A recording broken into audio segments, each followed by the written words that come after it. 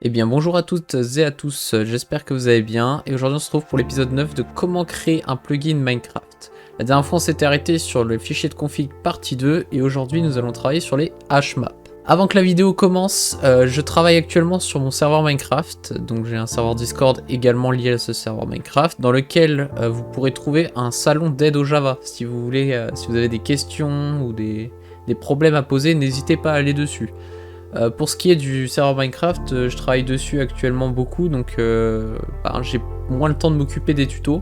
C'est pour ça que je suis moins actif, donc si vous voulez suivre le projet, n'hésitez pas, tout est dans la description. Donc revenons au tuto. Bon, alors tout d'abord, qu'est-ce qu'une hashmap? Une hashmap, c'est une liste dans laquelle on va pouvoir lier deux valeurs entre elles, et cela va nous servir énormément pour les plugins Minecraft. Exemple, je sais pas, vous faites un plugin loup-garou par exemple. Vous voulez lier un rôle au joueur. Pour lier un rôle avec le joueur, il va falloir utiliser une hashmap parce qu'on va lier deux choses, deux éléments. Par exemple, nous dans le tuto aujourd'hui, on va lier un joueur avec un chiffre. Quand un joueur va se connecter, il y aura le numéro 1, numéro 2 ou voilà, un chiffre quoi. Donc on va commencer par créer la classe d'événement. GetServer.getPluginManager, event, new événement. Hop. Ça, vous connaissez la chanson. Hop, on implémente le listener, c'est déjà fait, parfait.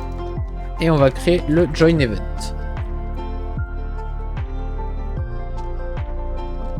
Player join event.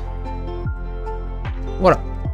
Donc, on va pouvoir créer le joueur, enfin le récupérer plutôt, égal event.getPlayer. Et puis après on va utiliser un chiffre random par exemple. Donc nous ce qu'on va faire c'est qu'on va créer un petit int aléatoire qui sera égal à new random, donc un nouveau chiffre aléatoire, point next int. Ce sera compris entre 0 et 1000. Voilà. Donc on met 1001 parce que le maximum c'est 1001, donc on peut pas aller à 1001, on peut aller juste avant si vous préférez. Ok, donc une fois qu'on a ça, comment est-ce qu'on peut lier notre chiffre avec notre joueur? Alors pour cela, on va créer une hashmap. Donc on peut la créer en haut, on peut la créer dans le code, peu importe, on s'en fiche. Moi je vais la créer en private par exemple. Private statique. Hashmap, du coup. Player. Integer, du coup, parce qu'on va lier avec un chiffre. On va l'appeler... argent, je sais pas, on va dire que c'est l'argent par exemple, parce que ça peut servir pour savoir combien d'argent a un joueur. On va dire que c'est égal à une nouvelle hashmap. Voilà. Donc on a appelé notre hashmap argent. Donc argent.put, vous voyez, vous avez put, get, entry set, contains key, equals, clear, contain value, machin. Donc nous on va insérer les valeurs dedans. Donc pour insérer, on va utiliser put. Et là, il nous demande un player, parce qu'on lui a dit que c'était un player, et un integer, parce qu'on avait dit que la valeur, c'était un integer. Donc, la clé, ça va être le player. Donc, nous, on l'a mis juste ici. Donc, player, et ensuite, aléatoire. Le chiffre aléatoire. Voilà. Donc, maintenant que j'ai ça, en fait, j'ai inséré les valeurs. Alors maintenant, ce que je veux, c'est quand je rejoins le serveur, je veux avoir un message avec le chiffre qui m'est associé à moi. Donc on va bucket.broadcast message pour mettre un message. On va mettre ton numéro est 2 points.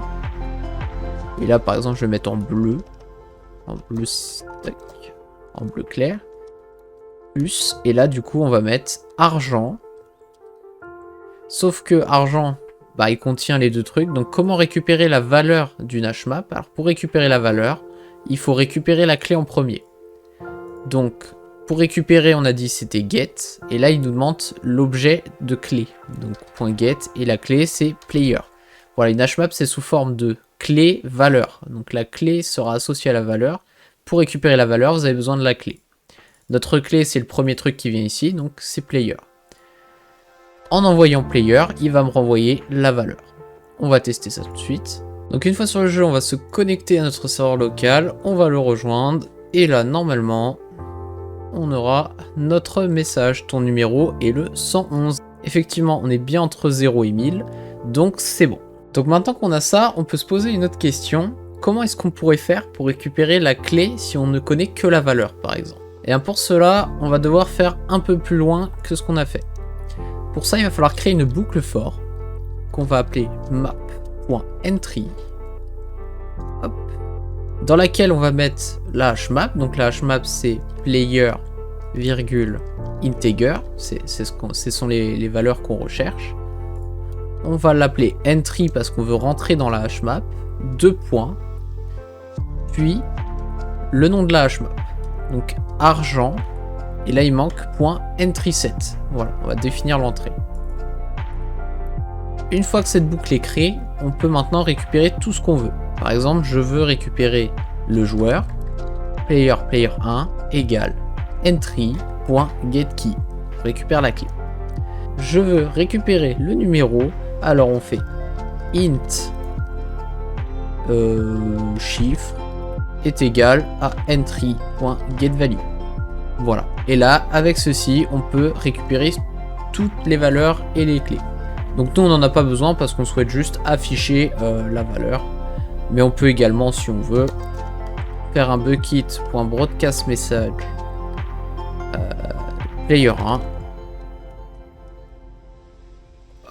.getName parce qu'il veut un string. Voilà, donc je peux tester ça. Je reviens sur le jeu, je me reconnecte au serveur et là, ton numéro est 888 et là, il a bien affiché le nom Lesico en blanc. Donc on est bien sur notre clé. Ceci était le premier exemple. Maintenant, on va essayer avec un autre exemple. Par exemple, on va associer un joueur avec un string, par exemple, avec une phrase qu'on va appeler phrase, allez, on va pas s'embêter, qui sera égale à une nouvelle hashmap. Voilà. Ce qu'on va faire, c'est qu'on va mettre phrase.put et là, on va à la place créer un string message égale salut, c'est moi. Ensuite en rouge, plus player.getName. Voilà. Ensuite, on va insérer le message dedans, dans la hashmap. Et là, normalement, pareil, on va récupérer la clé qui est le joueur. Et ensuite, ça nous enverra logiquement le message. On va enlever ça, on n'en a plus besoin. Je reviens sur Minecraft et on est parti. Normalement, ton numéro est salut, c'est moi Lesico. Alors là, j'ai pas changé ton numéro est, mais en gros, on a bien le message avec les couleurs que je lui ai associées. Ouais, bah voilà, c'est déjà la fin de cette vidéo. J'espère qu'elle vous aura plu. Je n'ai pas beaucoup plus de choses à dire sur le sujet. Si jamais vous avez des questions sur ce tuto, n'hésitez pas à venir sur le Discord et puis à poser vos questions dans l'aide Java. Et puis même si le projet de serveur vous intéresse, ce sera un serveur mini-jeu avec des jeux classiques puis des anciens jeux également, comme les Hunger Games de Carrie à l'époque. Si ce projet vous intéresse, n'hésitez pas à rejoindre le Discord. Voilà. Sur ce, je vous laisse. Ciao.